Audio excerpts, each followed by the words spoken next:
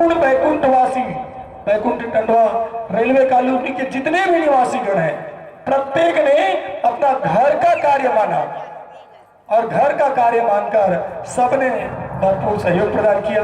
छोटे से नंद बाबा और नंद बाबा के छोटे से कन्हैया, कृष्ण और बलराम, प्रदीप जायसवाल जी, उमा जायसवाल जी, उनके घर में जो है अब ये भक्ति भगवत की रचना करी है, बालक दोनों हैं, इसलिए जो भी भगवत प्रसादी भंडारा की व्यवस्था है वो उन्हीं के निज निवास, क्योंकि वृंदावन में सबसे बड़ा व्यक्ति कौन था? धन संपन्न, गोधन रखने वाला नंद बाबा। तो नंद बाबा के दोनों पुत्र तो वहां जो है अपने घर में सुंदर भोजन प्रसादी की व्यवस्था करा रहे हैं। इस महाआयोजन को रखने में शुरुआती क्रम में कुछ दिव्य आत्माओं ने अपनी उपस्थिति पर प्रदान करी।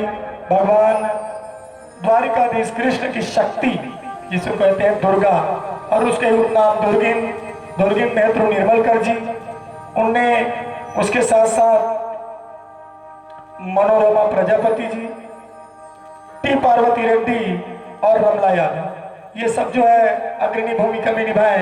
उसके साथ साथ धर्मेंद्र मोबाइल वाले, कोरबा राव जी, अनीस खान जी, सचिन टोंडवानी, हरीश डोंडवानी, मोनू ढाबा वाले, पवन साहू जी, कृष्ण कुमार वर्मा, ये सब ने अपनी अपनी उपस्थिति दर्ज कराई।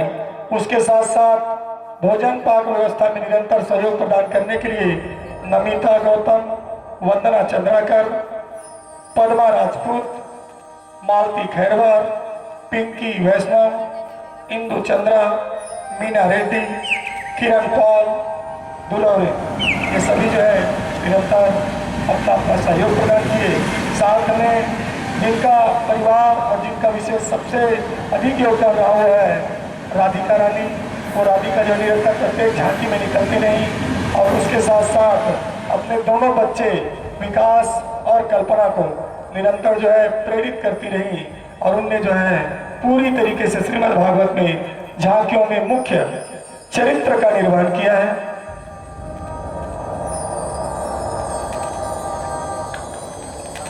प्रेम से बोलिए भागवत भगवान की जय। यह महाआयोजन है और इस महाआयोजन में जो भी तन से, मन से, धन से, प्रत्यक्ष रूप से और परोक्ष रूप से सहयोग प्रदान करते हैं, आप सभी का सहयोग है, जिसके कारण जो है century cement railway colony Baikunth प्रांगण में यहाँ जो है श्रीमद् भागवत महापुराण पूर्णता की ओर है। इस कार्य में जितने भी लोगों ने संलग्न रूप से अपनी उपस्थिति और भूमिका निभाई, साथ में दूर दराज से पहुंचे हुए संतजन, विशेष रूप से कुंदरू गांव और कुंदरू गांव में मेरी मैया मौसी जी के साथ साथ मातृत्व तुल्य भाव करने वाले चमेली माता जी और साथ में बीरबल चाचा जी, वो भी बाल्यकाल से हमारे जीवन के उतार चढ़ाव, ऊंच नीच सबको देखे हैं, और उसके बाद उस कृपा निधान परमात्मा की कृपा है कि वो भी जो है यज्ञ की पूर्णाहुति के दिन, यज्ञ अनुष्ठान के दिन अपनी उपस्थिति दर्ज किए हैं। आइए आप सभी के हृदय में विराजमान अखिल ब्रह्मांड नायक परमात्मा को कोटि कोटि नमन करें, कोटि कोटि प्रणाम करें, और सभी को सादर आमंत्रित करें कि आप जो है श्रीमद् भागवत महापुराण में हमने भगवान श्री कृष्ण के विभिन्न चरित्रों का निर्वहन किया, जहाँ बाल्यकाल में विभिन्न अद्भुत झांकियां भगवान ने दिखाई, और साथ ही आखिरी आपने कल देखा कि सुदामा चरित्र में भगवान द्वारिकाधीश के उतने उच्च प्रतिष्ठित पद में होते हुए भी अपने बाल सखा के लिए अनन्य भक्ति प्रस्तुत की। आइए हम भी वही अनन्य भक्ति प्रस्तुत करते हुए, उस भगवान को नमन करते हुए, भगवान ने अपने जीवन काल में अर्जुन को निमित्त बनाकर गीता के माध्यम से जो संदेश हमें दिया है मानव जीवन जीने के लिए, उसके विषय में गहनता से जाने, जीवन में आत्मसात करें। तो गीता महारानी में प्रवेश करने से पहले हम जो है हरि नाम का संकीर्तन करें, सबको झारा झारा आमंत्रित करें कि दाई हो आज भोजन भंडारा खोलो है। और वैकुंठ वाले मन प्रसिद्ध है कथा सुने भले जन खाए भर जन भूला। कथा सुनेला भले जना खाए भर जन भूला। और ये तुम्हारे मन की आदत है तो आदत ला बरकरार रखो। अच्छा आदत खाए की आदत तो बहुत अच्छा आदत है। भगवान मानव जीवन दिए दे कई जन खाई भर जीते और कई जन जिए भर खाते। आप मन कौन हरा बोला आप लोग प्रमाणित करना है। कथा पंडाल में आके कथा ला सुनूं तो ओकर मतलब होते जिए भर खाते और जिन खाली खाई भर आई अपन मान लो अपन खाई भर जिए। प्रेम से भागवत भगवान की जय।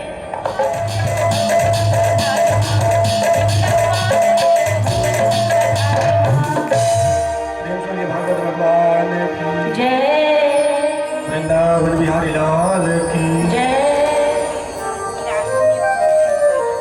अगले हफ्ता देवा के प्रदीप जायसवाल जी अभियारी से और बतई से कि आप मन के भोग भंडार के जो समय है ओला 8 दिन जब के बेर भागवत शुरू हुआ है तब के बेर के समय रखे 2 बजे के समय रखे हैं।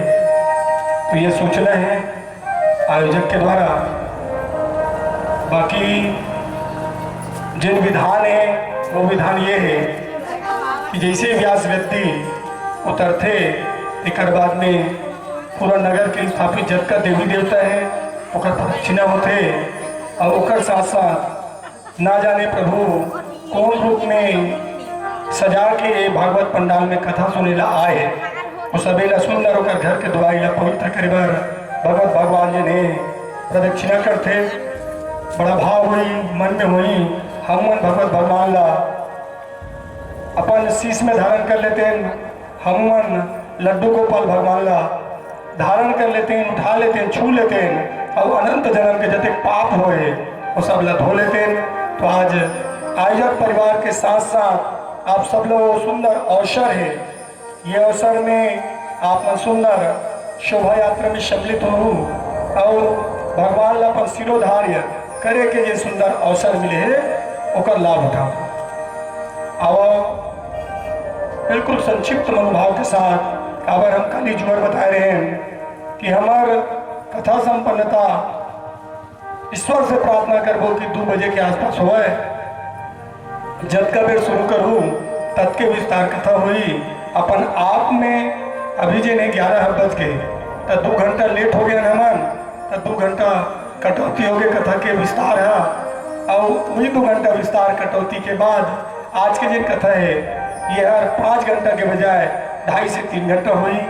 ये में आप मल्ला यज्ञ भी करे का अवसर मिली जब का देवी देवता स्थापित थे करना मन के खातिर और ओकर साथ साथ सुंदर भगवान में जो तुलसी के वर्षा होते और सुंदर तुलसी के वर्षा भी करे के अवसर थे। और मुख्य सोपान सूत जी महाराज ने शौनक आदि 88,000 ऋषि गुणी में लगे थे कि गीता के जिन प्रस्तुति है और जिन स्थिति में गीता के श्रवण कराएगी दोनों तरफ सेना खचाखच भरे हुए लड़े बर आतुर है। सभी जन अपन अपन शंख के नाद करत है शंखनाद और यही मेरा शंखनाद में सुनावत घलो नहीं है। वो परिस्थिति में अर्जुन ने भगवान द्वारिकाधीश कृष्ण लगी थे कि भगवान आप जो है दोनों सेनाओं के बीच हमारा रथ को लेकर जाए ताकि मैं जो है अपने सभी परिवार सभी रिश्तेदार को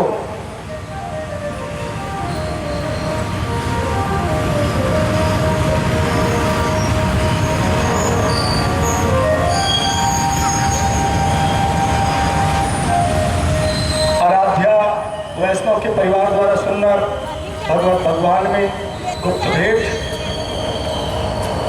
तो यहाँ जो है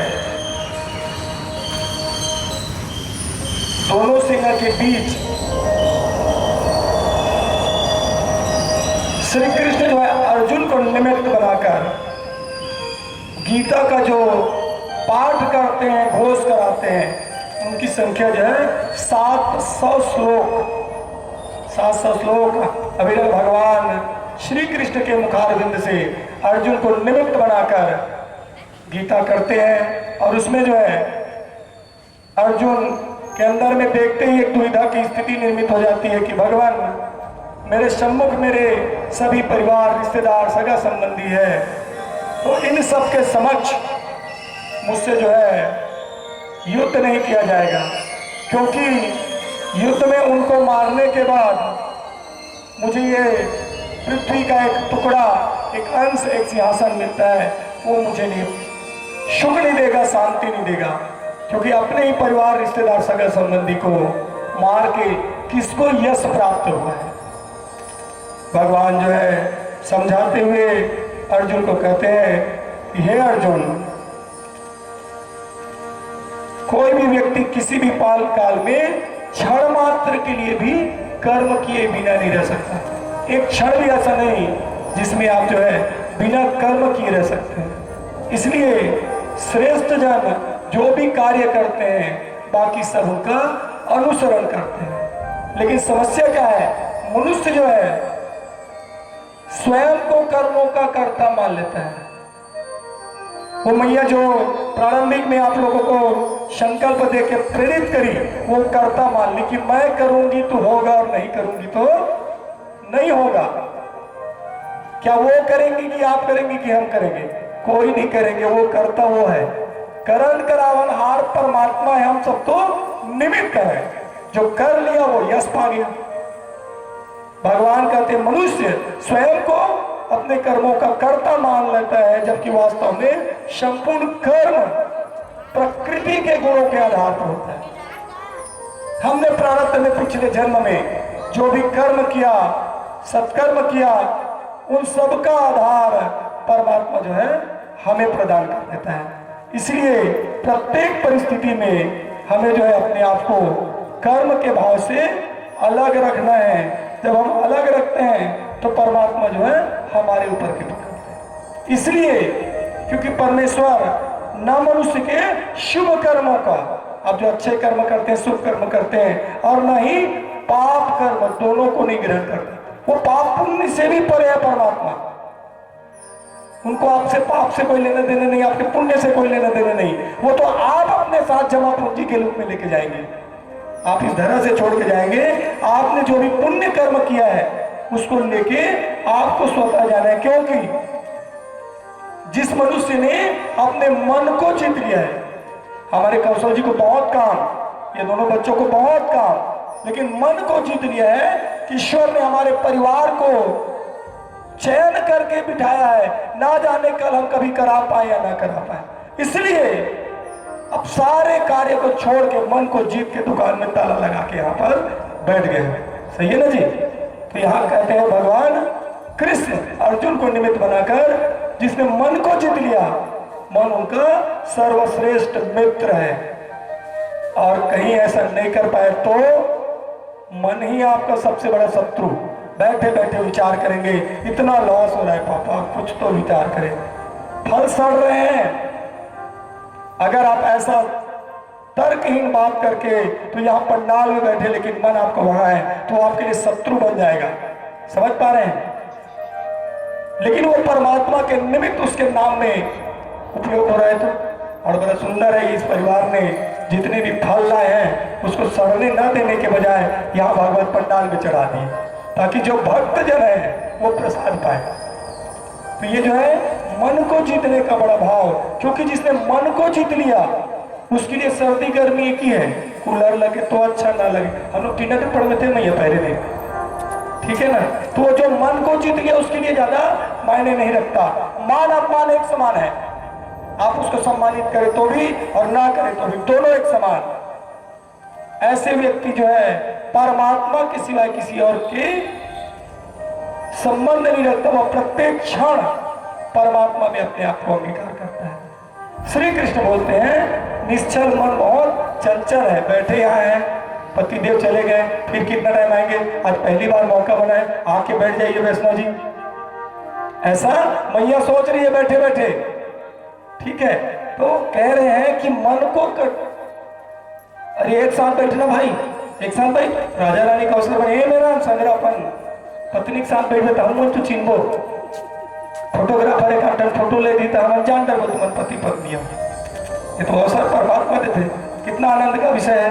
वैष्णव परिवार एक साथ बैठे हुए, साथ में जो आयोजक परिवार है वो भी चारों लोग एक साथ बैठे, ये है आनंद। ये है फोटोग्राफी का अच्छा सीन जो ईश्वर तय करता है। प्लानिंग तो नहीं करेंगे, तय करते, वो तय करता है। तो कहते हैं कठिन अभ्यास करके मन को नियंत्रित किया जा सकता है, इसलिए मन को अवश्य करके वश में करना चाहिए।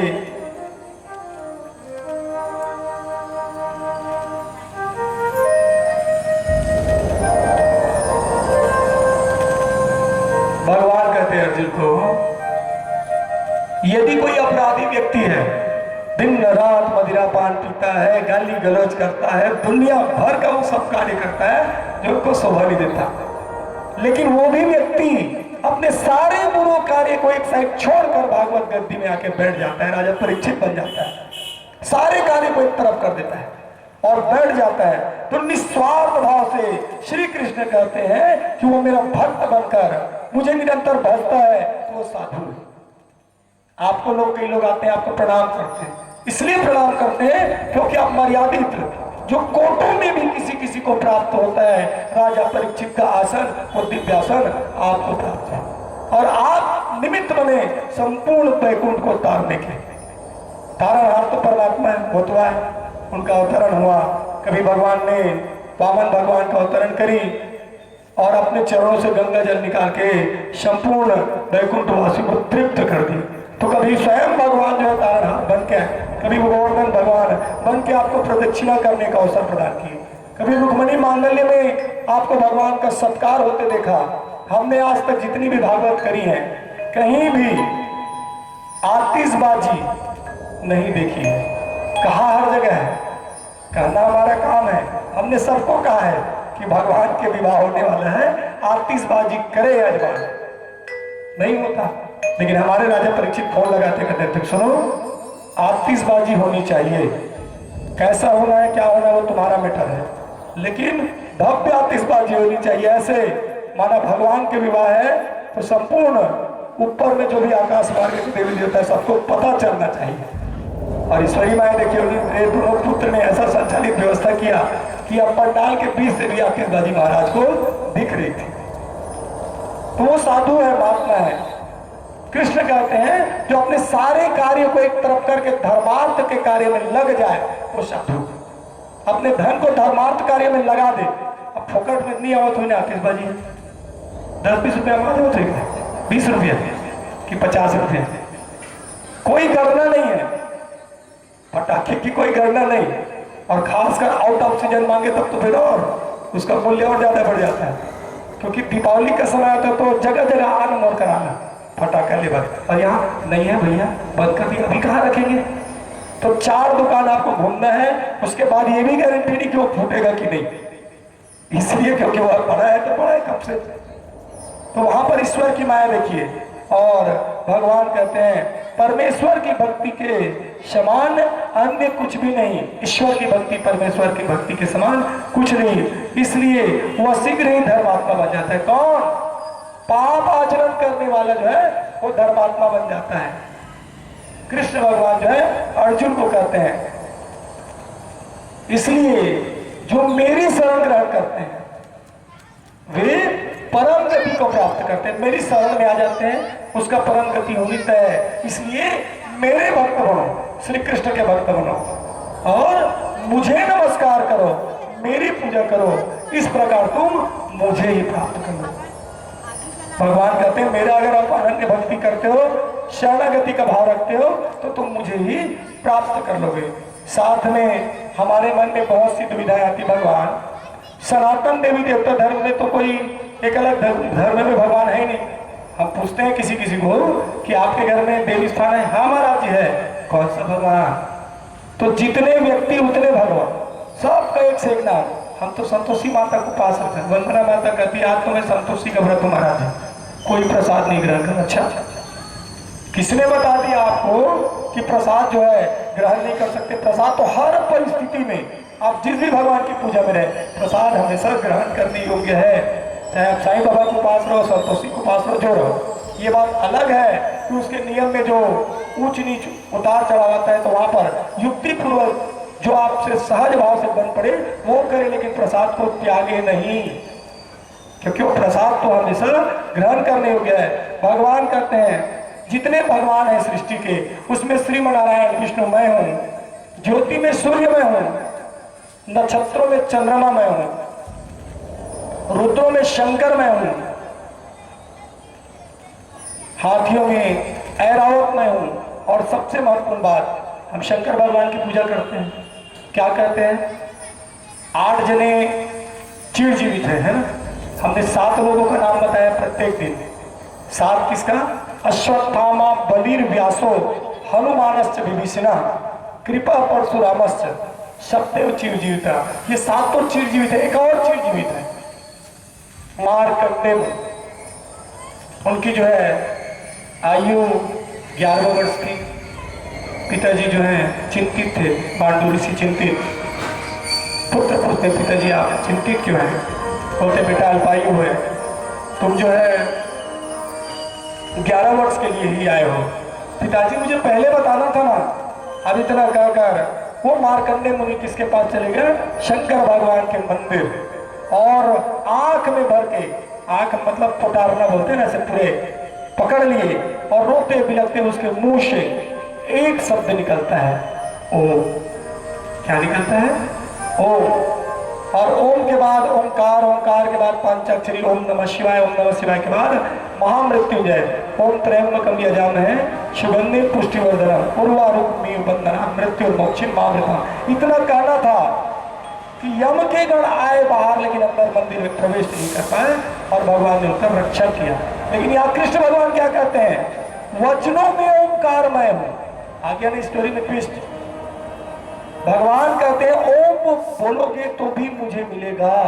ऐसा नहीं है कि आप जो है ओम नमो भगवते वासुदेवाय ऐसा कहते हैं तो भगवान को मिलता है, और ओम कहते हैं तो शंकर को मिलता है, ऐसा नहीं है। सृष्टि के जितने भी भगवान हैं ओम कहने मात्र से अपने आप में ओम कंप्लीट है। आपको कुछ भी नहीं करने की जरूरत, केवल ओम इतना ही कह दिए, केवल ओम। आपने संपूर्ण देवी देवताओं को नमन कर लिया, प्रार्थना कर लिया। अब इतना तो रहेगा ना भैया। पिंकी माता टाइम नहीं रहता, बोलते ओम तो बोल लोगे। क्या है, कई बार माताएं व्यस्तता रहता है महाराज जी, बहुत काम करना है। वो काम तो सब करते हैं, लेकिन एकदम संक्षिप्त शॉर्टकट, इतना शॉर्टकट कि मरते समय अगर ये बोल लिए, ओम बोल दिए मरते मरते, तो भी हमारा मोक्ष और सद्गति होनी तय है। ये कौन बोल रहे हैं?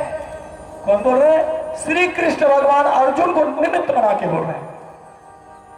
साथ में वृक्षों में पीपल में वैष्णव जी, पीपल के वृक्ष की मान्यता यह है कि भगवान स्वयं विष्णु कहते हैं कि वृक्षों में पीपल में हूं, मनुष्यों में राजा में हूं। हमने टंकराम का सम्मान क्यों किया? हम जितने पदाधिकारियों का सम्मान क्यों किया? कि बाकी आप सबने प्रतिनिधि बना के उन्हें राजा बनाया, किसी को सरपंच बनाया, किसी को पार्षद बनाया, किसी को उप सरपंच, किसी को जनपद, किसी को और आगे मुखिया जो पद बनते हैं। तो वो बोलते हैं भगवान कि जो भी मनुष्य है उसमें जो नेतृत्व करता है वो मुखिया मैं हूं। भगवान जो है प्रत्येक परिस्थिति में जीवन को किस तरीके से देखना है, जीना है, वो संपूर्ण बात बताते हैं। साथ में अर्जुन को कहते हैं समस्त लोगों का नाश करने वाला महाकाल मैं हूं, मैं ही महाकाल हूं, और इस समय लोगों को नष्ट करने के लिए आया हूं। जितने यहां सम्मुख हैं उन सब को, दोनों पक्षकार को। देखिए भगवान किस तरफ है? पांडव की तरफ। लेकिन भगवान क्या कह रहे हैं? दोनों पक्षकार के जितने हैं युद्ध में सम्मिलित, सबको नाश करने के लिए मैं आया हूं। यानी भगवान केवल पांडव की तरफ से नहीं लड़ रहे हैं, वो तो लड़वा रहे हैं दोनों पक्ष को धरती का भार कम करने के लिए। समझ पा रहे हैं? तो ये जो काल है वो महाकाल मैं हूं, तुम केवल निमित्त हो। तुम युद्ध करो तो और ना करो तो, युद्ध तो होना है, उनका मरना तय है, क्योंकि मेरे मुख में सब जा चुके हैं, पहले से काल के ग्रास में समा गए। अगर तुम युद्ध करते हो तो तुम्हें यश मिलेगा, सम्मान मिलेगा, और युद्ध को छोड़ के भागते हो तो फिर भगोड़े कहलाओगे, कायर कहलाओगे। ये भागवत जो है 12 तारीख से 20 तारीख के बीच वो हो चुकी है, पहले ईश्वर करा चुके हैं, हम सब निमित्त हैं। मोर तबियत किसे ली लागत अच्छा मैं नहीं बैठे सका हूं आज। अगर हम ऐसा करते हैं तो कहीं ना कहीं हमें भ्रम है कि कथा मैं करता हूं। अरे कथा तो वो करते हैं, वो जाने, आपको तो बैठना बस है, आपको केवल बैठना है, बाकी वही करेंगे सब। हमारी समस्या है कि मैं पर में घिरे, मैं करता हूं, मैं कुछ भी नहीं करता, जो करता है वो करता है। अगर तुम कथा पंडाल में निरंतर 9 दिन तक रहोगे तो यश मान सम्मान पाओगे, और भाग जाओगे तो सम्मान नहीं पाओगे ना। इसलिए भगवान जो निमित्त बना के कहते हैं, आइए सब बड़े भाव से हमारे एक साथ गाएंगे, एक साथ गाएंगे। महाराज एक बार गाएंगे, दूसरे में आप लोग गाएंगे, ठीक है। राधे कृष्ण राधे कृष्ण राधे कृष्ण कहिए, गाइए राधे कृष्ण राधे कृष्ण राधे कृष्ण कहिए, राधे कृष्ण राधे कृष्ण राधे कृष्ण कहिए, राधे कृष्ण राधे कृष्ण कहिए, जाहे विधि राधे कृष्ण ताहे विधि रहिए, जाहि विधि राधे कृष्ण ताहि विधि रहिए, मुख से कहो कृष्ण नाम, कृष्ण सेवा हाथ में, मुख में हो श्याम नाम, श्याम शिव हाथ में, तू अकेला नहीं प्यारे कृष्ण तेरे साथ में, तू अकेला नहीं प्यारे कृष्ण तेरे साथ में, विधि का विधान जान लाभ हानि सही है, विधि का विधान जान हानि लाभ सही है, चाहे विधि राखे कृष्ण ताहे विधि रहिए, ओ जाहि विधि राखे कृष्ण ताहि विधि रहिए, राधे कृष्ण राधे कृष्ण राधे कृष्ण कहिए, ओ राधे कृष्ण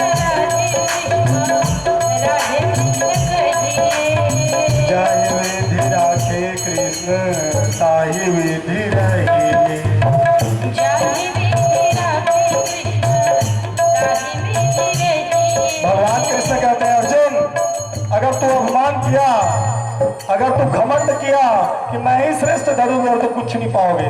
भगवान कहते हैं किया अभिमान तो फिर मान नहीं पाएगा, किया अभिमान तो फिर मान नहीं पाएगा, किया अभिमान तो फिर मान नहीं पाएगा, किया अभिमान तो फिर मान नहीं पाएगा, होगा प्यारे वही जो कृष्ण जी को भाएगा, होगा प्यारे वही जो कृष्ण जी को भाएगा, फल आशा त्याग शुभ कर्म करते रहिए, फल आशा त्याग सब कर्म करते रहिए, फल आशा त्याग शुभ कर्म करते रहिए, ओ फल आशा त्याग शुभ कर्म करते रहिए,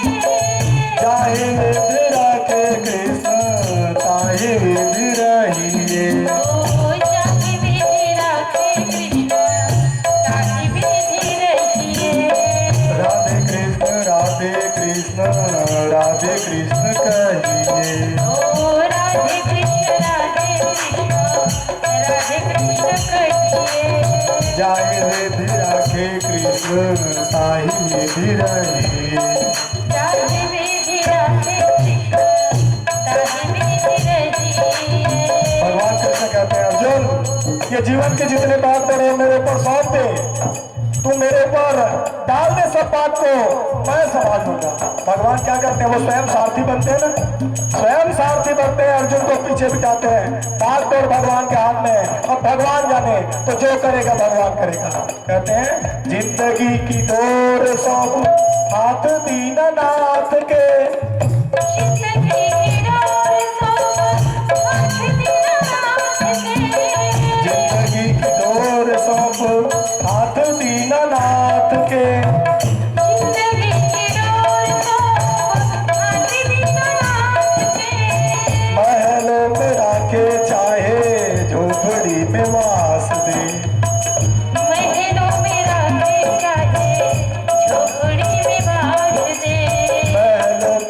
के चाहे झोपड़ी में वास दे। मैं दिलों में राखे चाहे झोपड़ी में वास दे। धन्यवाद निर्विवाद कृष्ण कृष्ण कहिए। धन्यवाद धन्यवाद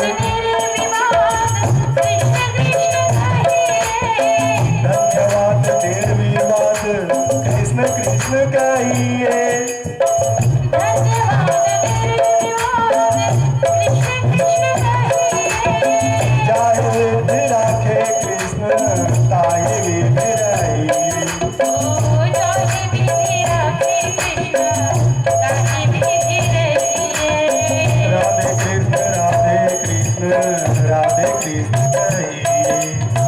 राधे कृष्ण राधे कृष्ण राधे कृष्ण कहिए। चाहे विधि राखे कृष्ण ताहि विधि रहिए। जाहि विधि राखे कृष्ण ताहि विधि रहिए। कृष्ण भगवान कहते हैं अर्जुन, तू किसी और से आशा मत रख। ये करेगा वो करेगा वो करेगा, कोई नहीं करेगा, मैं करूंगा। आशा रखना है तो किससे रख? सिर्फ मेरे से रख। आशा एक कृष्ण जी से, दूजी आशा छोड़ दे। आशा एक कृष्ण जी से तुझी आशा छोड़ दे। आशा एक कृष्ण जी से, दूजी आशा छोड़ दे। आशा एक कृष्ण जी से तुझी आशा छोड़ दे। दाता एक कृष्ण जी से, दूजी दाता छोड़ दे। नाता एक कृष्ण जी से तुझी नाता छोड़ दे। साधु संत कृष्ण रंग अंग अंग रंगिए। साधु संत कृष्ण रंग अंग अंग रंगिए। साधु संग कृष्ण रंग अंग अंग रंगिए। साधु संत कृष्ण रंग अंग अंग रंगिए।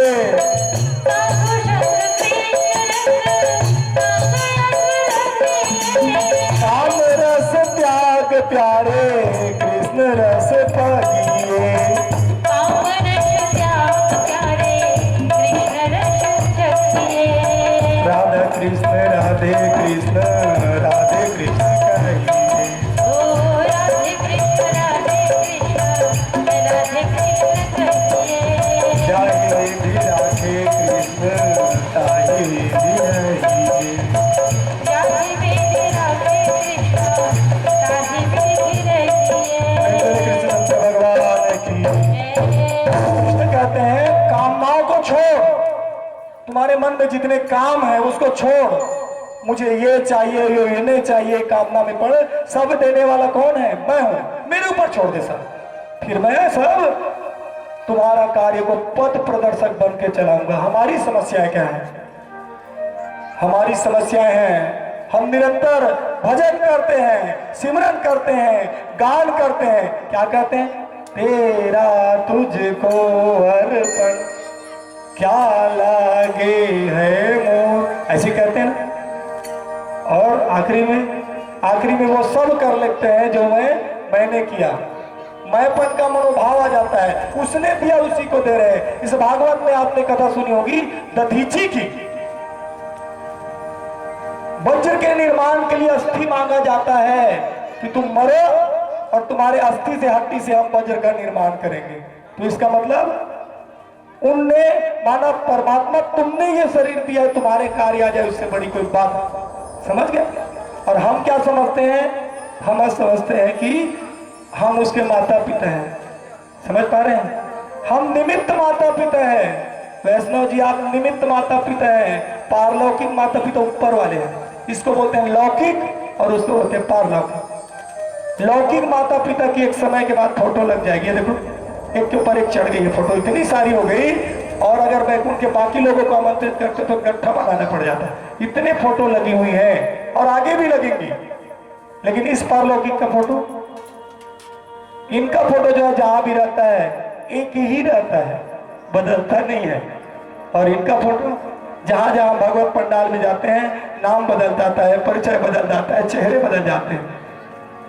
तो सारगर्भित बात यह है कि जो एक रहता है, स्थापित रहता है, स्थायी रहता है, उस परमात्मा को नमन करे, उस परमात्मा को सिमरन करे, पुनः कहते हैं कि तुम जो है मेरे भक्त जन बनो, संपूर्ण कर्मों को मुझ में अर्पण कर दो और मैं शीघ्र ही तुम्हें इस मृत्यु सागर से मुक्त कर दूंगा। भगवान कहते हैं कि प्रत्येक परिस्थिति में अपने आप को कर्मापन के भाव से मुक्त करो तो तुम जो है मुझे ही प्राप्त करोगे। इसलिए हे अर्जुन, समस्त कामनाओं को तुम जो है मेरे ऊपर छोड़ दो तो निश्चित रूप से तुम मुझे ही प्राप्त करोगे। जो मनुष्य शास्त्र में बताए हुए कर्मों को त्याग, शास्त्र भी पढ़ रहे हैं, शास्त्र ना, श्रीमद् भागवत महापुराण शास्त्र है। शास्त्र क्या बताया है? शास्त्र बताया है कि अजामिल नाम का एक ब्राह्मण जो पदभ्रष्ट होके बना डाकू, बाद में 9 संतान गणिका के 10वें संतान होने वाले हैं और वहीं पर 25 संत महात्मा आए। वहां पर कहते हैं क्या महात्मा संत ब्राह्मण देवता अजामिल का घर यही है? और गणिका हाथ जोड़ के निकलते हुए कहते महात्मा अजामिल का घर तो यही है, लेकिन ब्राह्मण जैसा कोई कार्य नहीं करता यार। हमारे घर में जगह जगह डिस्पोजल और शीशी पड़े रहते हैं, हमारे घर में मांस के टुकड़े पड़े रहते हैं, हमारा घर पूर्णतः अशुद्ध है परमात्मा।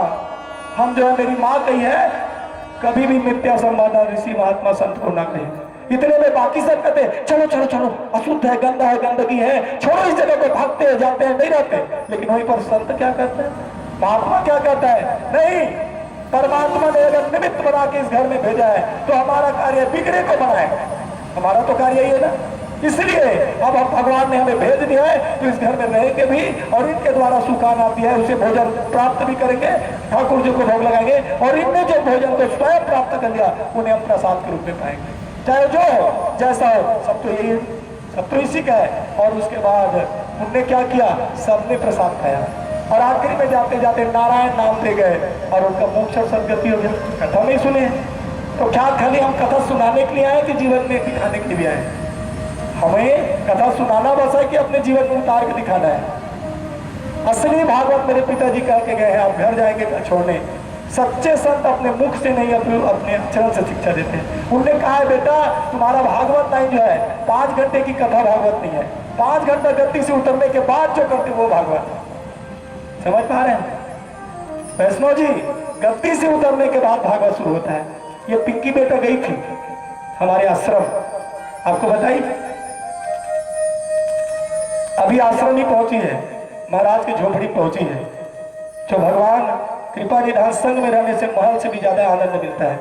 और कल महल जाने का अवसर मिलेगा, आप जाइएगा और देखिएगा कौन से महल में रहते थे महाराज। वो लीलाधर तिवारी था, एलडी तिवारी हुआ करता था, वो मर गया।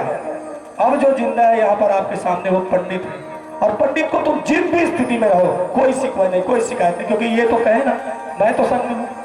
पहले दिन की व्यवस्था और आज की व्यवस्था है, सब लोग वही जाते हैं, भोग भंडारा वही लगाते हैं, भगवान को वही नहलाते हैं। रोज 5 अलग अलग माताएं आ जाती हैं, कभी मनोरमा आती है, कभी उमा आती, कभी मालती आती, कभी पिंकी आती है, और गिनती नहीं। अगर मैं लिस्ट बनाऊं तो कम से कम 29 से 30 माताएं, अलग अलग माताएं आया के रोज स्नान कराएं। तो जहां भगवान रहेंगे वहां तो आएंगे और नाना प्रकार के भोग भी आ रहे हैं रोज। और वही भगवान को यहीं छोड़ दे और अकेले रहे वहां, तब कोई आने वाले नहीं है। महाराज से मिलने के लिए आएंगे तो वैष्णव जी पूछेंगे क्या ऐसा बात है 2 घंटा जाकर रोज बैठे रहती है? हाँ जी सही है ना, अपने आप में प्रश्नवाचक चिन्ह नहीं है, लेकिन भगवान को अंगीकार करे तो 10 घंटा बैठो कोई शिकायत नहीं, सही है ना। क्योंकि आचार्य का, ब्राह्मण का, साधु का संग क्या है, अपने आप में वो सिखाता है कि आप जो काम रस को त्याग के जब हरि नाम का संकीर्तन करते हैं, परमात्मा नाम का संकीर्तन कैसे, ऐसा बोलते नहीं है करके दिखाते हैं। तब जितने लोग खाली मुंह से बोले हैं आज सब कारावास में है। भगवान श्री कृष्ण के जन्म स्थली में, भगवान का जन्म कहाँ हुआ? भगवान कृष्ण का जन्म कहाँ हुआ? मथुरा में ना, जेल में। मथुरा में जेल में नहीं हुआ जी।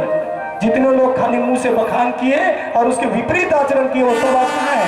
कारावास में। ज्ञान होना अलग चीज और ज्ञान को जीवन में उतारना अलग चीज। हमारी समस्या ये है कि हम पब्लिक स्पीकर बन जाते हैं, लोक रंजन के अच्छी अच्छी बातें आप सबको बताते हैं, और जब बात जीवन में उतारने की आती है तो फिर जीरो और माइनस मार्किंग। समझ पा रहे हैं? तो ये जीवन जो है वास्तविक में आचरण का है। जब आप आचरणशील होते हैं तो निश्चित रूप से परमात्मा कृपा करते हैं। इसलिए कहते हैं कि अर्जुन, जो मनुष्य शास्त्र में बताए गए कर्मों को त्याग कर, अभी गणिका वाला बता दिए ना, इसलिए कोई छुआछूत नहीं, कुछ नहीं, ईश्वर ने तय किया। ईश्वर ने तय किया। मनु और शत्रुपा प्रथम सृजन, आपके ब्लड और मेरे ब्लड एक ही है। मरने का समय होगा ना तो हम नहीं देखेंगे कि ये कुर्मी है, तेली है, केवट है, सतनामी है, मेहर है, हमने नहीं देखेंगे। ब्लड चाहिए, जिंदा रहना है। जिसका मैच है उसका ब्लड चढ़ाते हैं। और उससे भी बड़ी बात, जब ब्लड बैंक से ब्लड आता है तब तो फिर पता ही नहीं किसका ब्लड है। वर्ण संकर व्यवस्था, टेस्ट ट्यूब बेबी की बात आती है तब किसका बताओ। तो कहने का मतलब है जब नोट चढ़ाया जाता है तब उसको छुआछूत नहीं लगता। हम उसका जय घोष करते हैं, उच्चारण करते हैं, और उससे दिया हुआ भोजन हमको छुआ लग जाता है। ये क्या है? दोहरा मापदंड है। और ऐसा हम करते हैं तो हमारा सत्संग के लाइन से कटिंग हो जाएगा। क्योंकि पहले क्या था? पहले टेक्नोलॉजी एडवांस नहीं थी, पहले मोबाइल नहीं थे। आसाराम जी ने जो भी धमाका किया वो 90 से चल रहा था, ठीक है। लेकिन जब टेक्नोलॉजी एडवांस हुआ तो फिर उनके एक एक एक्टिविटीज को लोग नोटिस करना शुरू किए। और कब कौन अपने पेन में रखा वीडियो दिखा दिया, कब अपने ताबीज में रखा, बटन में रखा, किसको क्या पता। तो इसलिए जो पाखंड से परे रहेगा वही आगे कथा करेगा, और जो पाखंड में डूबा रहेगा वो खत्म। इसलिए तो भगवान ने कहा ना, मोहे कपट छल छिद्र न भावा, निर्मल मंजन सो मोह पावा। जो कपट छल छिद्र वाला होगा आज निकल जाएगा। आप विचार तो करिए, जो एल डी तिवारी बहुत से लोगों के कामनाओं को पूर्ण नहीं कर सका, और पास के गांव कुंदरू में रहता है, बाकी उसके सेक्टर में जितने काम करने वाले सब मुंह छिपा के घूम रहे हैं, सब गायब हो गए, कहीं तो आत्महत्या कर लिए, और वो पांचवें भागवत कर रहे हैं यहीं पर बैकुंठ में, कुंदरू में, हदवन में, सिलपट्टी में, वो सारे जगह में 20, 25, 40 लोग उनके पुराने जिंदगी एल डी तिवारी वाले। तो क्यों कर पा रहा है? What is the whole meaning of worship? क्यों कर पा रहा है वो काम? इसलिए क्योंकि वो कहता है उसे करता है। समझ पा रहे हैं? और अगर आडंबर होता तो इस बैकुंठ कॉलोनी में जितने लोग हैं सब महाराज को खड़ो में देखते, 4 साल से खड़ो पहनते हैं, और केवल 7 दिन दिखाने के लिए खड़ो पहने। तब 8वां दिन जैसे थे आपका सम्मान भी जैसे थे। समझ पा रहे हैं? ये संजू मैया है बाजू में बैठी, वो भी जानती है दी तिवारी को, जानती ना मैया? आप जानते हैं ना? श्री भगवान इनके पति महोदय साथ में पढ़े हैं हम लोग। तो ये सब जो है उनको भी जानती, इनको भी जानती है। एक्सेप्ट क्यों हो रहा है? एक्सेप्ट इसलिए हो रहा है कि ये व्यक्ति पूरी तरीके से बदल के अपने आप को भागवत में डाल दिया है, सौंप दिया है भगवान को, इसलिए एक्सेप्ट हो रहा है। और इधर उधर की दुनिया भर की बातें होती तो पूछते कि नहीं क्या हुआ 30 से 50, है ना भैया? हाँ, जब वो बड़ाउटी रहता तो पूछते, है ना भैया? ऐसे ही है ये जीवन, ऐसे ही है। जब हम आडंबर में जाते हैं तो आडंबर ज्यादा समय तक चलता नहीं, पाखंड ज्यादा समय तक चलता नहीं। और जब पूरी तरीके से शास्त्र बताए हुए कार्य को जब आप करते हैं तो आपका कार्य बनता है। क्योंकि कृष्ण कहते हैं मनमाने ढंग से जो कार्य करता है, मन माने, यानी आपका मन जो कहता है वो, इसमें नहीं लिखा है। इसमें तो लिखा जाहि विधि रखे ताहि विधि रहिए, इसमें लिखा है। हमने क्या किया? हमको जो विधि अच्छी लगती तो रहेंगे, और हमको जो अच्छी नहीं लगती नहीं रहेंगे। तो क्या हुआ? मन माने, यानी मेरा मन करता है वैसे करूंगा। भगवान कहते हैं मनमाने ढंग से जो कार्य करता है उसे न सुख मिलता है और न परम गति की प्राप्ति। लेकिन जिस सुख की प्राप्ति के लिए हम इधर गए उधर गए उधर गए वो भी नहीं मिला। लौट के बुद्धू घर को आए, हम सब जगह घूम के वहीं आए जहां थे, जहां से हमने चलना शुरू किया वहीं आ गए। क्यों आए? क्योंकि हम जो है मनमाने ढंग से कार्य किए। और जब हम शास्त्र के बाद में आए, भगवान की शरणागति में आए, तो भगवान हमें मोक्ष और सद्गति बताते हैं। इसलिए तुम्हें शास्त्र विधि में बताए हुए कर्मों को ही करना है। जो शास्त्र में बताए हुए कर्म है वही कर्म करना है। और भगवान जो है भोजन में व्यवस्थाएं बता रहे हैं। देखिए, आपने 9 दिन पहले क्या जीवन था वो आप जाने। शास्त्र में भोजन की व्यवस्था है, जो भगवान कहते हैं वो जाने। भगवान कहते हैं सात्विक प्रवृत्ति वाले व्यक्ति कौन सा भोजन करते हैं? जिससे आपका एज बढ़े, आयु जो बढ़ता है वो, बुद्धि जो बढ़ता है वो, बल जो बढ़ता है वो, प्रीति को बढ़ाने वाले, स्वभाव को अच्छे लगने वाले। दूध स्वभाव को अच्छा लगता है। और जो दूध 20 मारा 3 गिलास पियत होगे दूध, तो क्या अपमान मिलेगा? ओ बाबू, दूध 3 गिलास महाराज जी पी लिए, चौथा गिलास आप लेके चले गए, क्या महाराज को अपमान मिलेगा? नहीं मिलेगा ना। क्यों? क्योंकि वो सात्विक भोजन है, सात्विक आहार है, मन को, बुद्धि को, बल को बढ़ाने वाला है। और वहीं पर थोड़ा सा वो सामान ले गए जो वहां आपके दुकान के पास मिलता है, तब गद्दी में बैठे कम से कम 9 दिन गद्दी की तो गरिमा रख लेते। हम उनसे प्रणाम करने गए, तुलसी दल लेने गए, उसके मुंह से भक्त भक्त आ रहा है, क्या कहेंगे? क्या उनके प्रति वो सद्भावना होगा? क्या सम्मान होगा? नहीं होगा। तो 9 दिन भी नहीं कर पाते आज के समय। कुछ कथाकार गद्दी में बैठ के धूम्रपान करके, गांजा पी करके, शराब का पान करके गद्दी में बैठ के कथा कराते हैं। गरुड़ पुराण क्या कहता है? ऐसा व्यक्ति जो ब्राह्मण हो के ब्राह्मण के विपरीत आचरण करता है, उनका प्रणाम भी नहीं करना चाहिए। लेकिन जब ठीक ठाक व्यक्ति को प्रणाम नहीं किया जाता तो उनके मन में प्रश्न आता है, क्या जाने अनजाने मैं भी कोई ऐसा दुर्व्यसन तो नहीं कर रहा हूं? भाई बता दो। दर्पण देखता हूं तो पता नहीं चलता, क्योंकि शास्त्र कहता है निंदक नहीं अरे राखिए आंगन कुटी छवाए, बिन पानी गुण साबुना निर्मल करे स्वभाव। तो इसलिए आप बताइए ना, क्यों प्रणाम नहीं कर रहे हैं? क्यों सत्कार नहीं कर रहे हैं? क्या ऐसा कुछ आचरण हो गया? क्या मैंने किसी को नशा कर लिया, किसी के साथ दुर्व्यवहार किया? ऐसा क्या किया है आप बताइए मुझे, पता तो चले ना, अब तो सुधारेगा। पहले सम्मान मिलता था, अब सम्मान नहीं मिलता, तो प्रश्न अपने आप पैदा होता है। क्योंकि हम कहते हैं, गरुड़ पुराण स्पष्ट कहता है कि जो ब्राह्मण ब्राह्मण का कुल आचरण न करे उसे प्रणाम ना करे। हाँ ऐसे कर लीजिए पैर, एक जने को ऐसी बोले तो गायब हो गए, एक जने को ऐसी बोले वो गायब भी हो गए सीधा। ठीक है, इसलिए हम इशारा बात करेंगे, नाम नहीं लेंगे, ताकि बात अंदर में रहे। हमने गलती की है और उसको इसी मन से सुधारे, जीवन में कभी नाम नहीं लेंगे, इशारे से ही बात करें। इशारे को तुम समझो तो अच्छी बात, नहीं समझो तो भी अच्छी बात, क्योंकि माइक में बोलने से सारा दुनिया सुनती है, तो फिर तकलीफ होती है ना। क्योंकि हम ही बोले थे अभी उस दिन राधिका को, प्रशंसा सबके बीच करे, जी खोल के करे, आलोचना अकेले। ठीक है, तो यहाँ जो है कृष्ण भगवान कहते हैं शास्त्र में बताए गए भोजन की व्यवस्थाएं वो करें। और जो शास्त्र में बताए गए, वैष्णव जी पंडित हैं, आपको सम्मान दे रहे हैं, वैष्णव जी हैं, ब्राह्मण गुरु वैष्णव बैरागी ऐसा बोलते हैं हम लोग। हम स्कूल लाइफ में थे उस समय, सुधा गोस्वामी नाम की एक हमारे साथ सहपाठी मित्र हुआ करती थी। उनके माता जी के सामने जब प्रणाम के धोरण के पापड़ दे महाराज, हम ही मन तुहर मन के गुरु हैं बोले थे स्कूल लाइफ में। तब से दिमाग में फिट हो गया है। लेकिन अंतःकरण में जब से इस भगवत लाइन में आए हैं, सिर्फ उसी ब्राह्मण के लिए सम्मान और सत्कार निकलता है जो शास्त्र में बताए गए विधि का खान पान और आचरण व्यवहार रखते हैं, बाकी के लिए नहीं निकलता। क्यों? क्योंकि यहाँ बताए गए अगर आप ऐसे लोगों का प्रणाम करते हैं तो आप नरकगामी जाते। हाँ मन का जान को जात के महाराज, ऐसा नहीं है। आप जाति का ब्राह्मण निकलता है, आपको लगता है वो प्रणाम करने के योग्य नहीं है, आप नमस्कार कर दीजिए बिना पाँव छुए, नमस्कार कर दीजिए। उनका भी बात रह गया, आपका भी शिष्टाचार हो गया, लेकिन प्रणाम सिर्फ उसका करे जो उसके लायक है, और वो देखना आपका काम है। हम नहीं जानेंगे भाई, ऐसा नहीं है, आपको देखना है, जानना है, समझना है, परखना है। इसलिए तो बोलते हैं ना, गुरु बनाना है तो फिर जान के, और पानी पीना है तो छान के, ऐसे आंख मूंद के नहीं करना है। क्योंकि इसने बनाया गुरु तो हम भी बना ले गुरु, तो हो गया फिर बाद में शुरू। पति पत्नी का झगड़ा का कम था कि गुरु शिष्य के भी शुरू हो गया। आपने अयोग्य गुरु बनाया, हर 2 दिन में धमक देता है गुरु। अब बोलता है रोज मेरा पैर धो, रोज बोलता है मेरे को मूल्यवान वस्तु दो, 3 दिन तोरे घर रहोगे तो हो गया नहीं काम।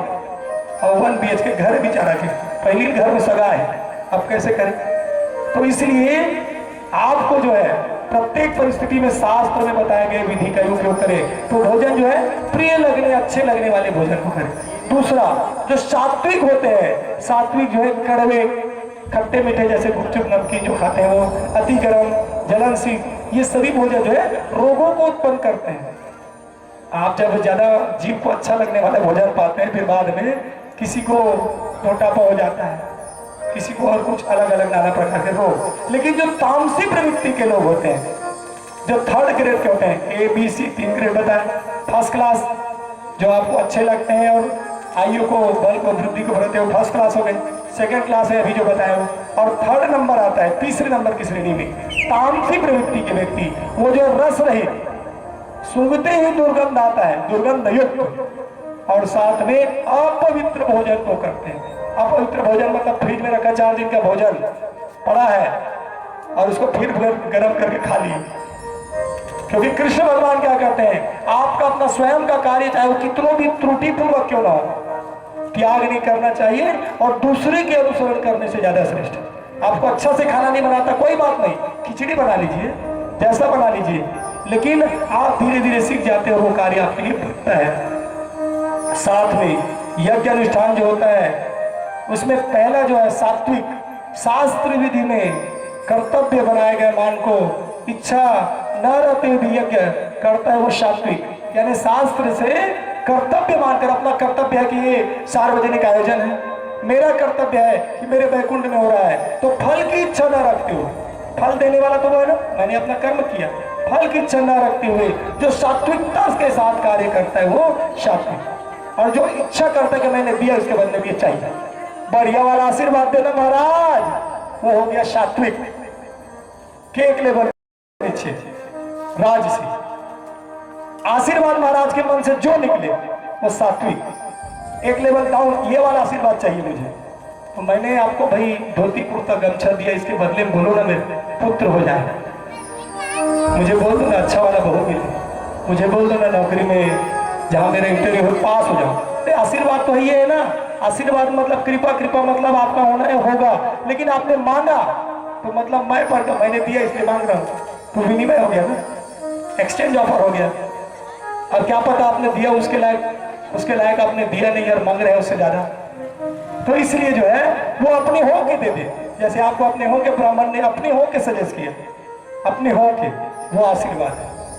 और आप कह रहे थे ऐसा सोच रहे हैं महाराज जी, तो वो फिर आशीर्वाद नहीं है, वो तो फिर सौदा हो जाता है, इसलिए ऐसा होना चाहिए, तो इसलिए आप श्रेष्ठ है। और तीसरा जो है इच्छा नहीं है, परेशान हो गए महाराज, बार बार ताना मार रहे हैं, परेशान होकर फेंक के दे दिए, आपने फेंक के दे दिया, गुस्से में दे दिया, तो वो जो है तामसी, समझ, अटका ले लीजिए महाराज जी। महाराज बोले 10 दिन तक मैं कथा सुनाए, अटके लायक होता ही, अब कंझा गए, आपने फेंक के दे दिए, समझ गए, तो उससे कुछ लाभ नहीं है आपका, ना उसका ना आपका, दोनों गए। उनने मांगा इसलिए गए और आपने फेंक के दिया, आप भी गए।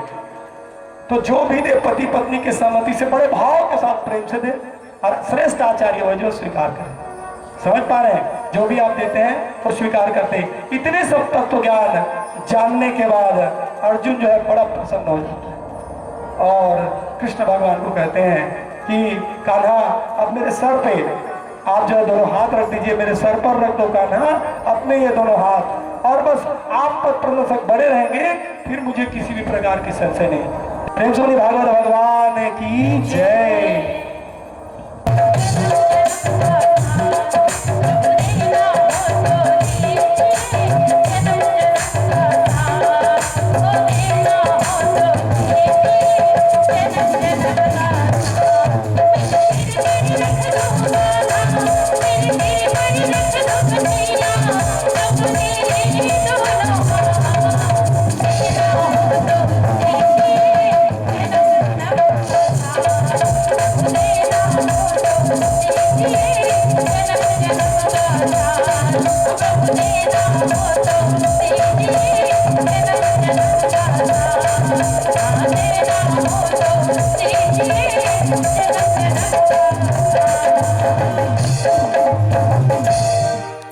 भागवत भगवान की जय। प्यारे भक्तजनों, अभी जो है सभी तुलसी दल अधिक से अधिक संख्या में, अधिक से अधिक मात्रा में लेके आएंगे। गीता महारानी में तुलसी दल अर्पण होगा। जो युगल में है पति और पत्नी, कोशिश करें ईश्वरी माया से भगवत पंडाल में हमें तुलसी दल में, गीता महारानी में तुलसी अर्पण करने का जो अवसर मिल रहा है, इसलिए साथ बैठे और हो सके तो हवन में, यज्ञ अनुष्ठान में जो भी पति और पत्नी उपस्थित हों वो साथ बैठे। साथ में गौ माता की भी पूजा होनी है, इसलिए गौ माता को भी उपस्थित रखना है और उनके पंचगव्य से।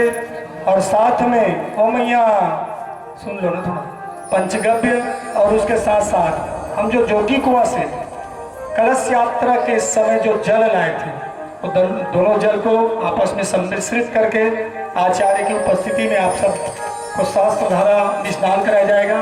तत्पश्चात महाआरती होगी और महाआरती के बाद आप सभी को जो है बड़े भाव से शोभा यात्रा में निकलना है। और उस शोभा यात्रा के लिए जिस भी नगर गली मोहल्ले में जाएंगे, जिनके घर के सामने चौक पूरा हो या जल छिड़का हो, रंगोली डली हो और कुछ नहीं तो दरवाजे में मुस्कुराता चेहरा हो, खुला है दरवाजा तो वहाँ भगवान 2 मिनट के लिए रुकेंगे। आप अपने भाव के साथ भगवान को भज सकते हैं। रास्ते में जाते जाते जिनके मन में मनोभाव है और शारीरिक क्षमता, हमारी शरीर की क्षमता उतनी नहीं है तो दोनों भगवान एक ही हैं, छोटे वाले भगवान को उठा लेंगे। ऐसे नहीं कि मैं उठाऊँ चलिए कि भगवान पटक के कोशिश करूँ, वो ठीक नहीं है, ठीक है ना। बहुत वजन है, कौशल जी को अच्छे से पता है।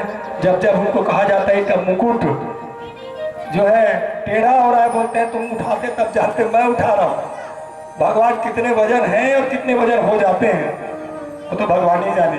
तो इसलिए कलश यात्रा के दौरान 2 भागवत और 2 कृष्ण भगवान की झांकी जो है जाएंगी, तो 4 आप लोगों को अवसर है धारण करने का। और हमारे भूत भवन भगवान शंकर भगवान जो पंडाल के रक्षण करेंगे, यहाँ रहेंगे। तो ये अभी का प्रारूप बना हुआ है। आप लोग जो है बड़े भाव से सम्मिलित हुए, जो भी आने वाले हैं यज्ञ अनुष्ठान, भागवत के यज्ञ अनुष्ठान और उससे भी मुख्य जो है पूर्णाहुति, उसमें सम्मिलित होने के लिए सब अपने परिवार रिश्तेदार सगा संबंधी तो यही उपस्थित है, उन्हें फोन कॉल करके आपस में बुला लें, क्योंकि अब 1.5 से 2 घंटे बाद हवन होनी है। आज नवधा भक्ति का आखिरी दिन, 7 दिवस भागवत श्रवण कराने के पश्चात इस व्यासपीठ से जिन्हें गुरु दीक्षा लेनी हो उनकी भी यहाँ पर यज्ञ हवन तैयारी के दौरान दीक्षा दी जाती है। उससे पहले आइए, किन परिस्थितियों में गुरु बनाया जाता है, क्या क्या सामग्री लगती है गुरु बनाने में, गुरु बनाने में क्या क्या सामग्री लगते है, ध्यान से सुनो, ठीक है। अष्टवक्र जो थे, राजा जनक का महल लगा हुआ है और उस महल में अचानक राजा जनक के विचार में रात्रिकालीन जो प्रश्न आया था उस प्रश्न को सामने रखा और शर्त यह था कि जो मेरे प्रश्न करने से उत्तर संतुष्टजनक नहीं देगा वो कारावास में जाए। एक एक करके रूपवान विद्वान बड़े बड़े संस्थागत आश्रम से पढ़ने वाले सबने उत्तर दिया और राजा जनक को उत्तर सही नहीं लगा, सबको कारावास में डालते गए। कुछ जान रहे हैं वो भी अब हिम्मत नहीं कर रहे बोलने का, समझ पा रहे हैं। यहाँ कुछ प्रतिबंध नहीं, इसलिए कुछ भी बोल देते हैं। अगर आपको नियम रहता कि एक आलोचना से, एक गलत शब्द के संबोधन करने मात्र से आपको कारावास में डाल दिया जाए तो लोग मौनम सर्वार्थ साधन चुप रहना ज्यादा पसंद करते हैं, समझ पा रहे हैं। तो यहाँ जो है चुप्पी का वातावरण बना हुआ, सब जो है नहीं जानते। अब यहीं पर अष्टावक्र को पता चला, जिसके शरीर जो है 8 जगह से टेढ़े मेढ़े, दांत जो है अंदर की तरफ धसे हुए, आंख उल्टी, भवें जो है बिल्कुल ऐसी थी कि देखते ही सहज मनोभाव के साथ हंसी आ जाए। अष्टावक्र पहुंचता है और जैसे ही महल में पहुंचा सब के सब ठहाका लगा के हंसना शुरू। राजा जनक भी हंस दिया। अब सबकी हंसी रुकी, हंस रहे तो एक टाइम बाद चुप हो जाएंगे ना, हंसी एक समय बाद रुक जाती है। जैसी रुकी अब ठहाका लगा के अष्टावक्र हंसता है। राजा जनक पूछते हैं, महात्मन आप इस महल में आए, ना हमने आपको परिचय जाना ना कुछ नहीं, लेकिन आप अनायास ही बिना कारण के क्यों हंस रहे हैं?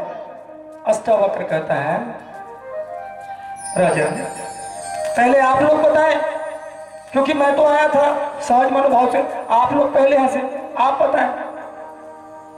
जितने सभासद सब होते हैं, एक से बढ़कर एक रूपवान, विद्वान, ज्ञानी, जो बड़े बड़े गुरु दीक्षा प्राप्त करके आश्रम व्यवस्था से पढ़ाई करके आए, वो तो राजा जनक के प्रश्न का उत्तर नहीं दे पाए। तो तुम्हारा तो स्वरूप देख के ऐसा नहीं लगता कि तुम उत्तर जानते होगे। और इतने में अष्टावक्र पूछते, अब आप क्यों? मैं समझा था यहाँ पर विद्वानों की सभा है, ज्ञान की बातें होगी। मुझे क्या पता था, राजा जनक की तरफ हाथ करके, मुझे क्या पता था कि आप सब चमारों की सभा है बोलते हैं, चमार बोलते हैं। सब एकदम आश्चर्य स्तंभित की राजा जनक की तरफ उंगली करके और सबको बोलते हैं चमार। समझाता हूँ और बोलते हैं देखो मेरे शरीर में जितने जगह टेढ़े मेढ़े हैं, ये तो मेरे शरीर का आवरण है ना। आप लोग जो है मेरे चमड़े को देख के, मेरे भाव को देख के, मेरे आंख को देख के जज कर रहे हैं। मुझे बोलने तो दो, क्या पता तुम्हारे प्रश्न का उत्तर मेरे पास हो। और इतना कहते ही राजा जनक जो है हाथ जोड़ के नीचे आते हैं कि आप मेरे गुरु बनने के लायक है, तत्वज्ञानी है, मैं आपको गुरु बनाना चाहता हूँ।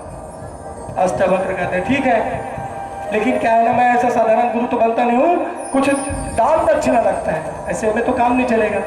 राजा जनक कहते हैं मैंने आपको 1000 गौ दान किया। अष्टावक्र कहते हैं बस राजन। उन्हें कहते हैं 10,000 गौ और सबके सिंह में स्वर्ण रत्न आभूषण लगा हुआ। अष्टावक्र कहते हैं बस इतना ही? मैंने अपना आधा महल दिया। कहते हैं बस? अब मुझे आप गुस्सा दिला रहे राजा। कभी बोलते हैं 1000 गौ, कभी बोलते हैं 10,000 गौ रत्नाभूषण के साथ, कभी बोलते हैं ये महल। आप मुझे ये बताएं, क्या ये गौ ये महल तुम्हारा है राजन? ये गौ, ये महल, ये राज, ये सत्ता, ये सब क्या ये तुम्हारा है? अष्टावक्र की बात सुनकर राजा जनक को कुछ नहीं समझ आता। कहते ये तुम्हारा नहीं है, कल किसी और का था, आज वर्तमान में तुम सुख पा रहे हो, कल किसी और का हो जाएगा। ठीक बात है ना? ये कल किसी और का था, यही जमीन ये जिसमें रहते हैं, अभी वर्तमान में कौशल वर्मा जी का है, और आने वाले कल में किसका होगा किसी को नहीं। तो ये तुम्हारा नहीं है, तुम्हारा क्या है? अब उनको तो समझ नहीं आ रहा, बुद्धि घूमना शुरू हो गया। क्यों? क्योंकि वो इतने समय तक यही मान रहा था कि मेरा 4 एकड़ का जमीन है, ये प्लाट है, ये दुकान है, ये सब मेरा है और इसी में मुझे देना है। तभी तो पूछते ना का सामान लागी महाराज, धोती लागी, गमछा लागी, बर्तन लागी। जबकि अष्टावक्र कहते ये तो तुम्हारा है ही नहीं, ना धोती तुम्हारा, ना बर्तन तुम्हारा, ना गमछा तुम्हारे, कुछ भी तुम्हारा नहीं है। ये कल किसी और का था, तुम्हारे पास है, कल किसी और के पास हो जाएगा। इतना कहना था, हाथ जोड़ के नीचे बैठ गए। अब मैं आपको गुरु बनाना चाहता हूँ, गुरु मानता हूँ, आप मुझे बताएं क्या करें, क्या है जो मेरा, मुझे नहीं पता, मेरी बुद्धि काम नहीं करनी है। इतने में कहते राजन तुम्हारा मन, ये जो तुम्हारा मन है, ये मन मुझे दे दो। तुम मन दे दिए, फिर बाकी सब चीज मेरा स्वतः हो जाएगा। राजा जनक कहते हैं ठीक है। संकल्प किया और संकल्प करके अष्टावक्र को अपना मन दे दिया। जब आप मन भगवान को देते हैं, गुरु को देते हैं, फिर क्या गुरु की निंदा होगी, बुराई करेंगे? क्योंकि मन तो हमने दे दिया है। तो यहाँ जो है मन दे दिया, किसमें? मुंह में, मुंह से मन दे दिया। अष्टावक्र जो है ध्यान मग्न अवस्था समाधि में लग गए। अब राजा जनक को आया गुस्सा, सारे सभा में प्रजा के बीच मेरा बेइज्जती कर दिए। आए और आके 4 जने के बीच मुझे सुना दिए, और सुनाने के बाद जो प्रश्न है उसका उत्तर देने बगैर समाधि जन्य अवस्था में लग गए। गुस्सा आ रहा है और दूसरे ही पल सोचते कि मुझे गुस्सा आ क्यों रहा है? इसलिए क्योंकि मन मैंने दिया। कहा जरूर, मन तो मेरे ही पास है ना, मन मैंने दिया कहा? मन दिया रहता तो गुस्सा नहीं आता। मन मेरे ही पास है और मेरे ही पास आने के कारण गुस्सा आ रहा। इतना समझने के बाद राजा जनक स्वयं भी समाधि जन्य हो गए, बैठ गए ध्यान में। अब ध्यान की अवस्था में गुरु अष्टावक्र और शिष्य जनक दोनों ध्यान की अवस्था में मिलते हैं। और यहाँ मिलते ही प्रश्न क्या था? प्रश्न यह था कि राजा जनक जो है राजमहल में सोए हुए हैं, निद्रा में हैं, और क्या देखते हैं? वो देखते हैं कि मैं भिखारी बनकर याचना कर रहा हूँ, भीख मांग रहा हूँ। और आग जब खोलते हैं तो महल में पाता। उन्हें समझ में नहीं आ रहा है कौन सही, क्या मैं भीख मांग रहा हूँ वो सही कि राजमहल में सोया हूँ।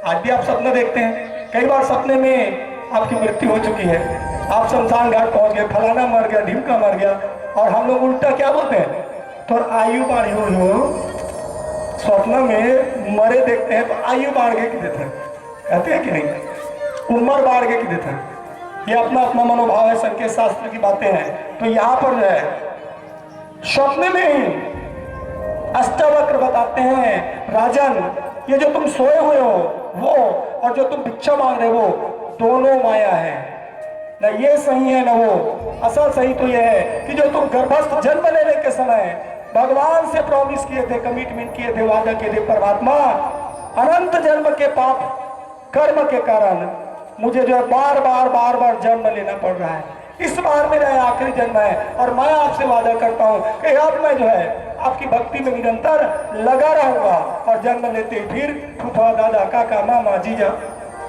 बर बिहार, समझ गए। तो वास्तविक जीवन का है मोक्ष और सदगति के प्राप्ति के लिए परमात्मा को एक स्वरूप को अंगीकार करे।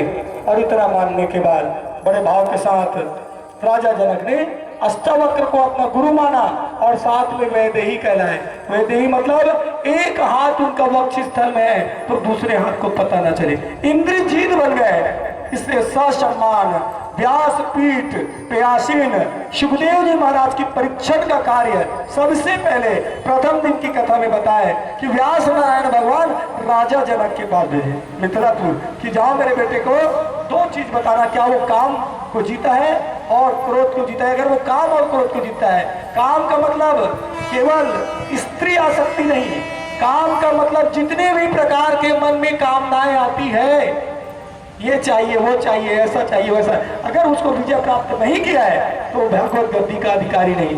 क्यों? क्योंकि इस पंडाल में निकलने के बाद कहीं और जाएंगे, कहीं और जाएंगे, वहां पर कुछ और व्यवस्थाएं रहेंगी, वहां पर एक नंबर का एसी वाला रूम रहेगा, सब चीज अच्छा रहेगा, पता चला कि भोजन पूछने वाले नहीं है कोई भी, तब क्या करें?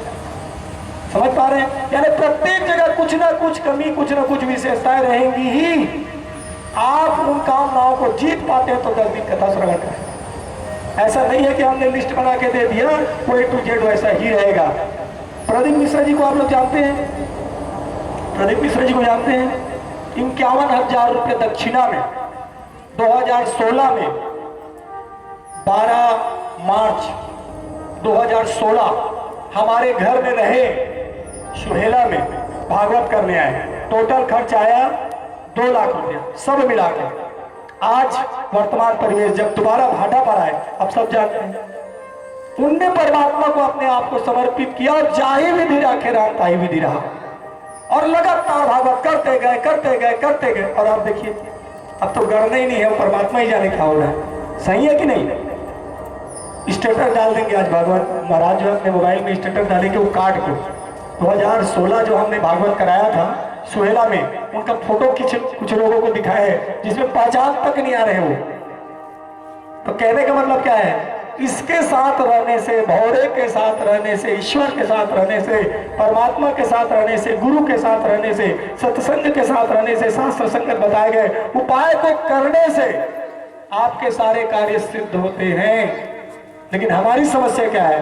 हम तो अपने ही कर्मों की गति के मारे मारे जा रहे हैं। अपने ही कर्मों की गति मतलब जो हमको अच्छा लगता है वो करते हैं, ना सियान की बात मानते हैं, ना शास्त्र की बात मानते हैं, ना भगवान की बात मानते हैं, जो हमें अच्छा लगता है वो करते हैं। तो भोगो फिर। जिसने माता पिता गुरु शास्त्र को अवहेलना किया, नहीं माना, वो भोगेगा ही। ये हो गई गुरु बनाने की पद्धति। कहाँ का लगे गुरु बनाए बर? कौशल जी, कहाँ का लगे गुरु बनाए बर? काही नहीं लगा, मन भर लगी, ठीक है ना? हाँ, अगर ये बनत है मन है देख लायक तो बनाना है गुरु। अब दिखौटी छाप नहीं हो सनत कर से अपना में पापा दूरिया ले उसना से चेला से तो मते रहते ना। अच्छा, कोरोना काल में स्वास्थ्य ऊंच नीच हो गए, खम्बन के अमूर तो 20 जन लेकर धर के मंदिर पहुंच गए, मोर गुरु ददम्बर के पूरा मंदिर मोरे का हाथ। समझ गए? कोरोना काल में मोर गुरु ददक स्वर्गवास हो गए, पूरा मंदिर मोर का हाथ। कोनो में रास्ता मिल जाते तो आगू सूझ जाते कार के सामने में, देन गुरुदेव 500 रुपया, कहाँ तो भट्टी जाने था, मरा आदमी। ऐसा शिष्य बना के कैसे करवे? वो कल मत शिष्य देना, अच्छा नाम अपनो नाम खराब करो। हम लोग गुरु और शिष्य एक दूसरे के पूरक है। जब आप श्रेष्ठ शिष्य बनते हैं तो गुरु का भी मान बढ़ता है।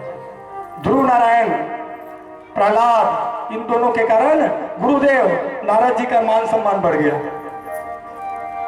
इसलिए कि उसी गुरु ने दीक्षा दिया, उसी गुरु ने शिक्षा दिया, उसके बाद जीवन में परिवर्तन है। और यहीं पर आपके जीवन में कोई परिवर्तन नहीं है, अब पहले जैसे थे अभी भी वैसे हैं, तो फिर दीक्षा लेने से कोई लाभ होने वाला नहीं है। जीवन में कुछ ना कुछ परिवर्तन, ये बैकुंठवासी को दिखना चाहिए, कुछ ना कुछ परिवर्तन दिखे कि कौशल जी ने भागवत कराया, उसके बाद उसके जीवन में ये परिवर्तन आया, तब गुरु का मान बढ़ता है। और जैसे थे तो उससे तो अच्छा है राधे राधे, उससे तो अच्छा है राधे राधे। करू बने, बाद में फिर तकलीफ है, हम लोग गिनती बढ़ा संख्या नहीं बढ़ाना, ठीक है। तो ये हो गया गुरु की महत्ता, ठीक है ना। गुरु बनाने के लिए कुछ नहीं लगता, ये बोले आपका अंतर मन का भाव लगता है।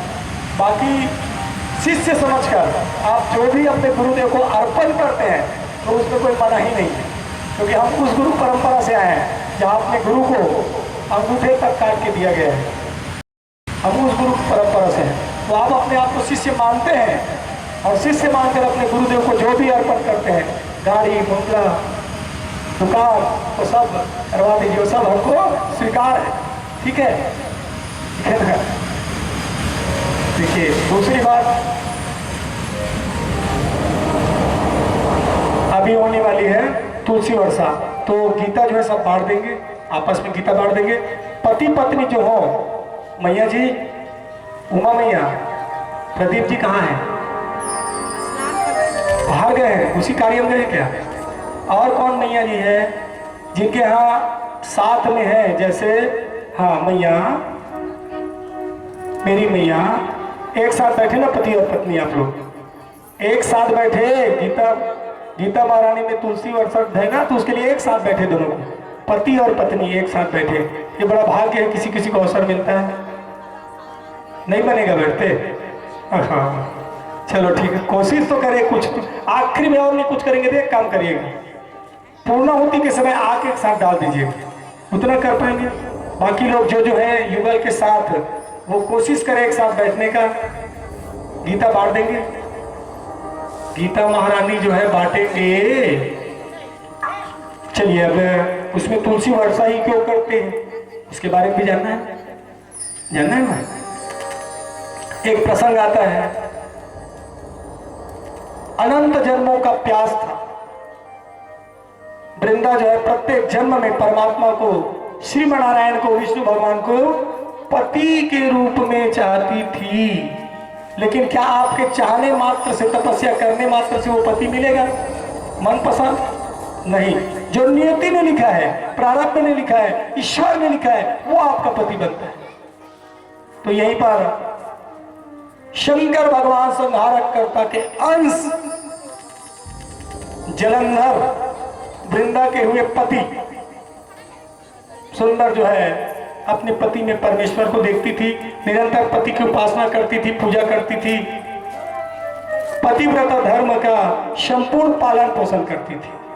और यहीं पर एक ऐसा संयोग बनता है कि देवासुर संग्राम होता है और उस संग्राम के मुख्य पात्र शंकर भगवान का पूरा परिवार, यानी शंकर भगवान और उनके दोनों पुत्र कार्तिकेश, गणेश जी और जितने नंदीगण, सब के सब शंकर भगवान के जन्मचर और साथ में देवता भी, मुख्य थे इधर शंकर भगवान और शंकर भगवान के ही अंश जलंधर को युद्ध में विवश होके जाना पड़ा। अब इस युद्ध में जाने से पहले उसकी पत्नी कहती, स्वामी मैं जो यज्ञ अनुष्ठान कर रही हूँ, और वो यज्ञ अनुष्ठान किस भगवान को आराध्य माने? शंकर भगवान के पूजा में जाना है, युद्ध में जाना है, उसके अंश से पहले श्रीमनारायण की स्थापना करिए, विष्णु भगवान की स्थापना करिए, उनको पूजा अर्चना करिए। तो मोती में पूर्णाहुति डाल लूं, पूजा संपन्न कर लूं, विजय तिलक लगा दूं और उसके बाद आप जाना।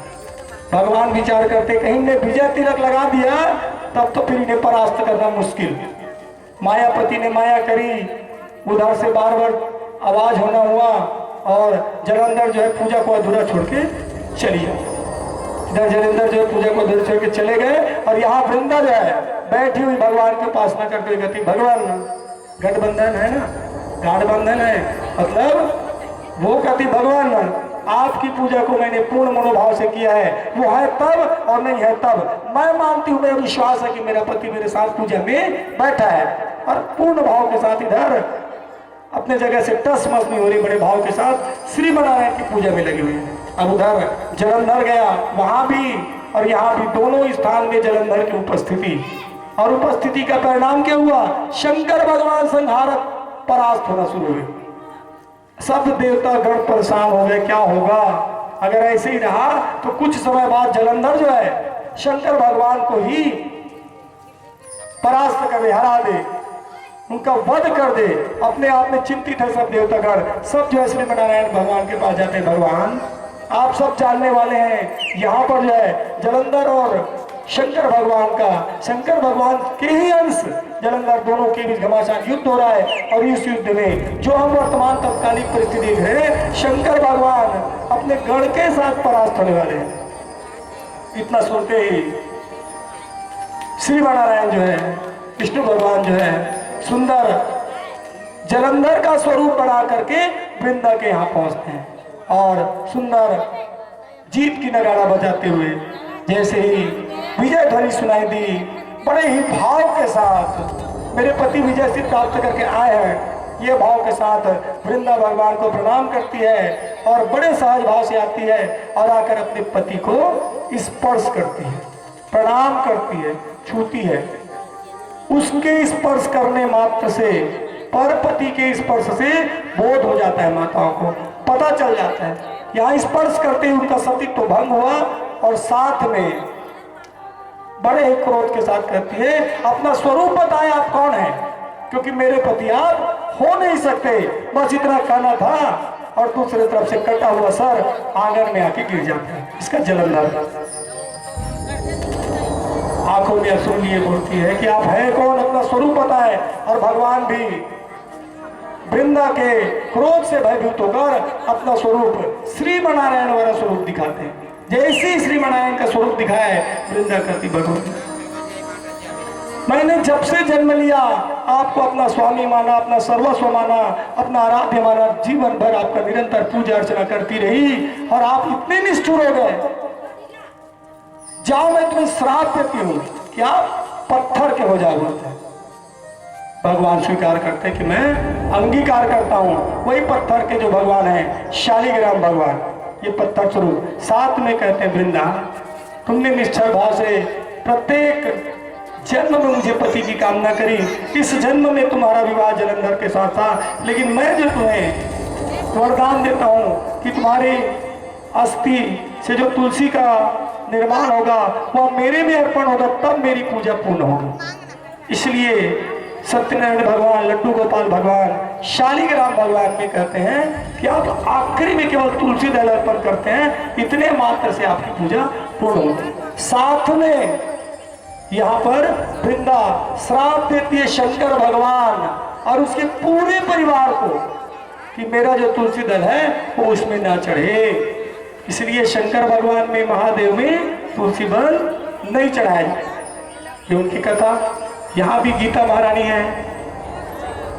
इस गीता महारानी में कृष्ण भगवान अर्जुन को निमित्त बनाकर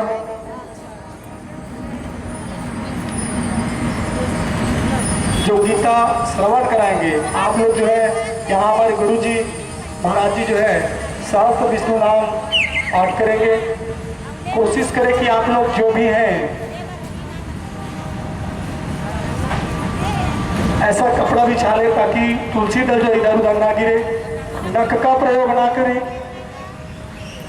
भगवान के जितने उपनाम आपको आते हैं, जो भी आपको समझ आते हैं, आप राम राम कहिए, श्याम श्याम कहिए, कृष्ण कृष्ण कहिए, द्वादशी अक्षर ओम नमो भगवते वासुदेवाय कहिए, दामोदर कहिए, केशव कहिए, अच्युत कहिए, जो आपको समझ आए उस नाम का मन में सिमरन करते हुए ये तुलसी दल को ऐसे तोड़ना है, ये ऐसे, और भगवान में अर्पण करने रहना है। भगवान के ऊपर ये जो प्रतिमा बनी हुई है उस भगवान के ऊपर आपको अर्पण करने हैं। ऐसे कपड़े बिछाए ताकि तुलसी दल जो इधर उधर ना गिरे। और उसका श्रेष्ठ जो शास्त्र में बताया गया है, जमीन में बैठे तो ज़्यादा अच्छा, जमीन में बैठ के कपड़े बिछा दे और वहाँ पर तुलसी दल के द्वारा जो भी सहस्त्र नाम बताया जाएगा वो अविरल रहेगा, बिना रुके रहेगा। उसके बाद सब आकर कृष्ण भगवान में, भागवत भगवान में अपने हाथों से ऐसा अर्पण करेंगे, छोड़ेंगे, प्रणाम करेंगे और उसके बाद में फिर यज्ञ हवन अनुष्ठान होना है। तो आइए प्राथमिक रूप से पहले जो है तुलसी दल के लिए, तुलसी दल आप सभी लोग पहुंचा दीजिए। तुलसी दल की एक और विशेषता, हमारे पास तुलसी दल खत्म हो गया महाराज जी, ऐसे करके इधर उधर मुंह नहीं ताकना है। जितना तुलसी दल है उसको दोबारा तिबारा भी चढ़ाया जा सकता है, उसी को लेकर फिर दोबारा चढ़ाएंगे, फिर तिबारा चढ़ाएंगे। तो जो है उससे आपका पर्याप्त है।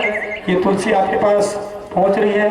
सारगर्भित रूप से हमने नवधा भक्ति 9 दिन निरंतर भक्तिमय वातावरण में रहा और यह हमारी छत्तीसगढ़ की विशेष परंपरा है कि यहाँ पर तुलसी वर्षा सहस्त्रधारा और साथ में गीता ज्ञान के साथ साथ यज्ञ अनुष्ठान होता है। जितने देवी देवताओं को हमने अभी तक वेदी के रूप में स्थापन करी उन सबको भोजन कराने का अवसर है।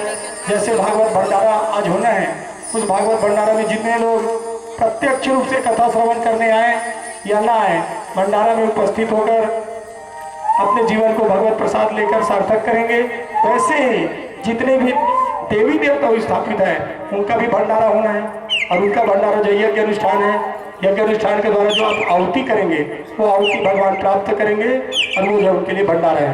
तो पूर्ण मनोभाव के साथ सब जो हमारे गुरु जी जो है अभी कुछ नियमावली जो तुलसी दल की होती है अनिवार्यतम, वो आप लोगों को बताते हुए सहस्र विष्णु नाम शुरू करेंगे और उसको जो है आप सब श्रवण करते हुए बड़े भाव के साथ भगवान का नाम उच्चारण करते हुए तुलसी दल जो है भगवान गीता महारानी में अर्पण करेंगे। भागवत भगवान की जय।